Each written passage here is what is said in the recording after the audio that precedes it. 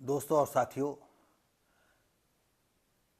ये कानपुर की घटना बताने जा रहे हैं। शादी के 18 दिन बाद नवविवाहिता की हत्या करने वाले सिरफिरे आशिक को जिला जज प्रदीप कुमार सिंह ने उम्र कैद और 26,000 जुर्माना का अर्थदंड लगाया, उसे सजा सुनाई। 6 साल पुराने मामले में गुरुवार को फैसला आया है।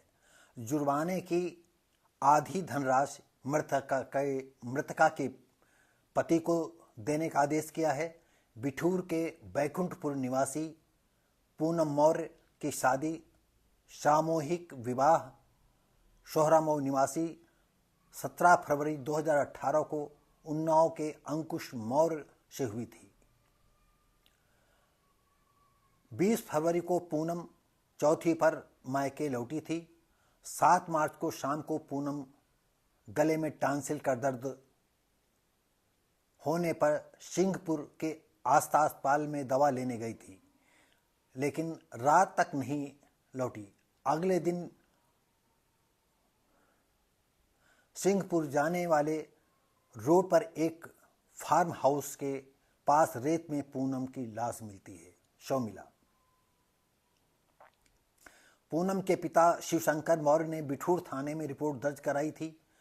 पुलिस ने पूनम के प्रेमी बिठूर के हिंगपुर निवासी नीरज मौर्य को जेल भेजा था। नीरज ने हत्या के बाद पूनम के जेवरात भी लूट लिए थे। अपर शासकीय अधिवक्ता ओंकारनाथ वर्मा व एडीसी रविंद्र अवस्थी ने बताया कि नीरज ने शादी के बाद पूनम के पति अंकुश को फोन कर कहा था, पूनम ने धोखा दिया है, यह उसके लिए ठीक नहीं किया है, यह उसने ठीक नहीं किया है, वो उसकी नहीं हो सकती तो किसी और की भी हम होने नहीं देंगे। नीरज की निशानदेही पर पुलिस ने स्टेट बैंक की छत पर कूड़े के ढेर से एक पॉलीथिन में रखे जेवरात बरामद किए थे। अभियोजन की ओर से पूनम के पिता, बहन व पति समेत 7 गवाह पेश हुए। सबूत और गवाहों के आधार पर कोर्ट ने नीरज को दोषी मानकर सजा सुनाई। नीरज के घर वालों ने कर दिया था शादी से इनकार। पूनम की छोटी बहन सीमा ने कोर्ट में दिए बयान में कहा था, पूनम शादी से पहले आशा अस्पताल और नीरज स्टेट बैंक में काम करते थे, वहीं दोनों की मुलाकातें हुई थी। प्रेम प्रसंग का पता चलने पर पूनम के पिता ने नीरज के पिता से शादी की बात की तो उन्होंने इनकार कर दिया था। तब पूनम की शादी अंकुश से कर दी थी। इससे नीरज चिढ़ गया था और धमकी दी थी। यहाँ समस्या साथियों ये है कि तुम्हारा प्रेम होता है और लड़की के माँ बाप की सबसे अच्छी बात ये रही कि वो अपनी लड़की की शादी, जहाँ लड़की उसकी प्यार करती थी, वो जाते हैं, लड़की के बाप जाते हैं नीरज के घर और उसके बाप से मिलते हैं, जो नियम के हिसाब से था।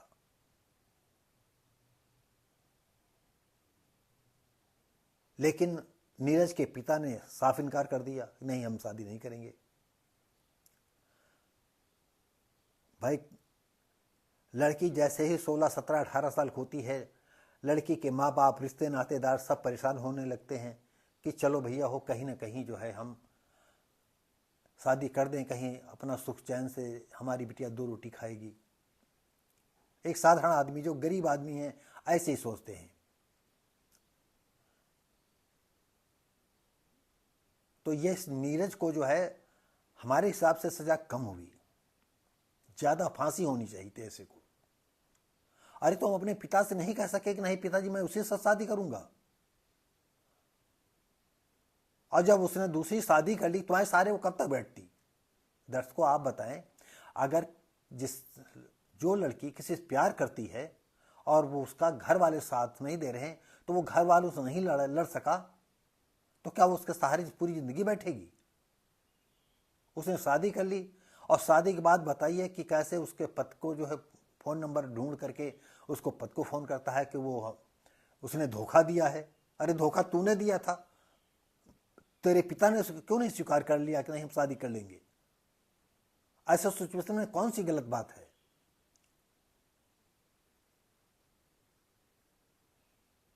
और सबसे बड़ी बात यह है कि लड़की चौथी पर आई थी, तुम अकेले ठुमकते हुए चली गई, जेवर भी पहने हो, ये कोई बात मानने वाली है?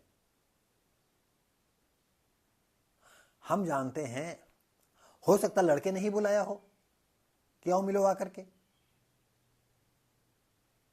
नहीं तुम छोटी बहन को साथ ले लेती, किसी और को साथ ले लेती, दवा तुम्हारे टांग से ला गए थे।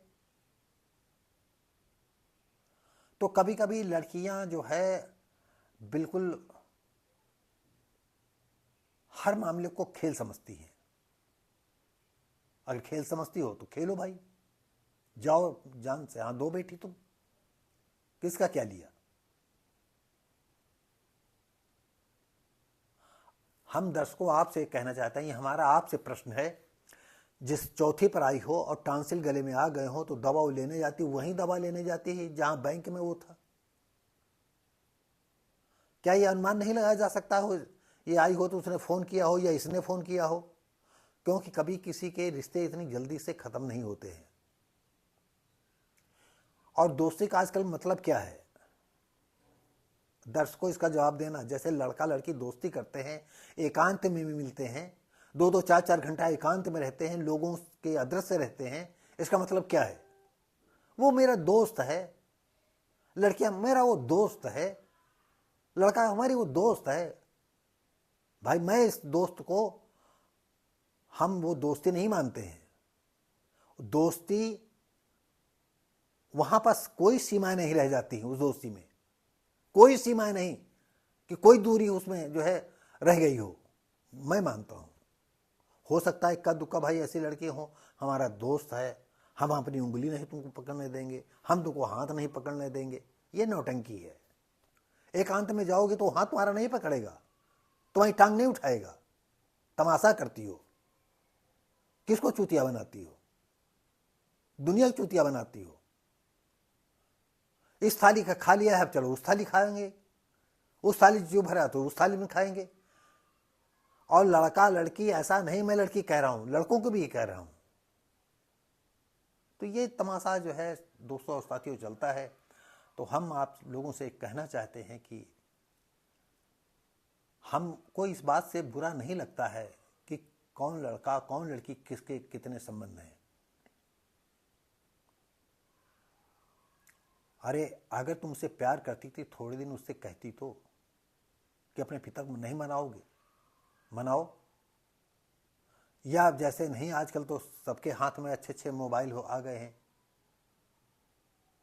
अभी एक पिछली वीडियो में मैंने बताया था कि प्रयागराज में एक ट्रैफिक कांस्टेबल था और एक लड़की उसके कांटेक्ट में आ गई और सेक्सी पेंग बढ़ने लगी।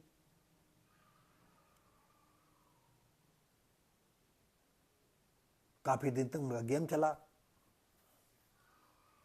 और बताते हमारा वो वीडियो भी उसने बना लिया। तुमको जब टांग उठवाया था तुम्हें नहीं पता था कि वो रिकॉर्ड यहाँ सब उसने रिकॉर्ड कर लिया है, तब तुमको भी मजा आ रहा होगा। और बाद में उसके रिपोर्ट तुम कर देती हो, उसकी तो नौकरी बन गई। लेकिन क्या बताएं उस पुलिस वाले को, वो राजस्थान का रहने वाला था और प्रयागराज में ड्यूटी करता था, अब वो कहीं लखीमपुर खीरी वगैरह चला गया था।